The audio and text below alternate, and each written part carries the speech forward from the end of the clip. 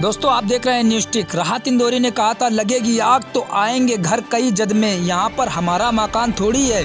जलती हुई झोपड़ी, उसमें कैद माँ बेटी और आंखों पर पट्टी बांधे पुलिस अधिकारी। ये मंजर है कानपुर के मडौली गांव का। वहां बुलडोजर चलाने की कार्रवाई करने पहुंची पुलिस वालों के सामने ही माँ बेटी जलकर मर गई।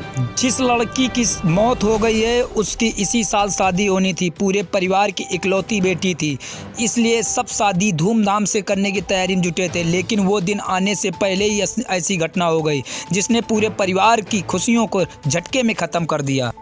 घटना सोमवार दोपहर 3 बजे एसडीएम महथा ज्ञानेश्वर प्रसाद, रूरा एसएचओ दिनेश गौतम, लेखपाल अशोक सिंह बुलडोजर लेकर मडौली गांव पहुंचे। साथ में 15 पुलिसकर्मी थे। अचानक इतने अधिकारियों और पुलिस को देखकर घर में आराम कर रहे कृष्ण गोपाल दीक्षित की उनकी पत्नी प्रमिला बाहर निकलने पुलिस अधिकारियों ने जमीन पर अवैध कब्जा बताते हुए उसे तुरंत जगह खाली करने को कहा। प्रमिला, उसके बेटे शिवम और बेटी नेहा ने पुलिस को बताया कि कोर्ट में उसका केस चल रहा है, लेकिन अधिकारी नहीं माने।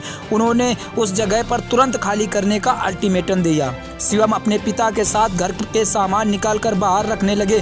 प्रमिला और पुलिस के बीच झड़प हो गई। प्रमिला चिल्लाते हुए झोपड़ी में चली गई। तभी झोपड़ी में आग लग गई। यह देखकर पुलिस के हाथ पांव फूल गए। जेसीबी के जरिए आग पर काबू कर पाने की कोशिश की, लेकिन पूरी झोपड़ी ही गिर गई।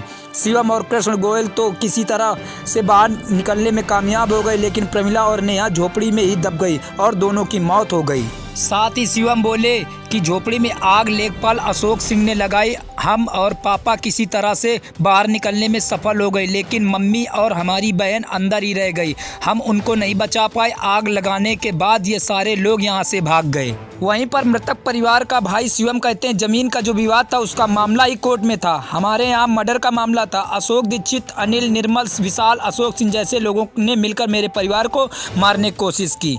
प्लीज़ मेरे चैनल को सब्सक्राइब करके, लाइक करके, कमेंट करके बताएं मेरा वीडियो आपको कैसा लगा।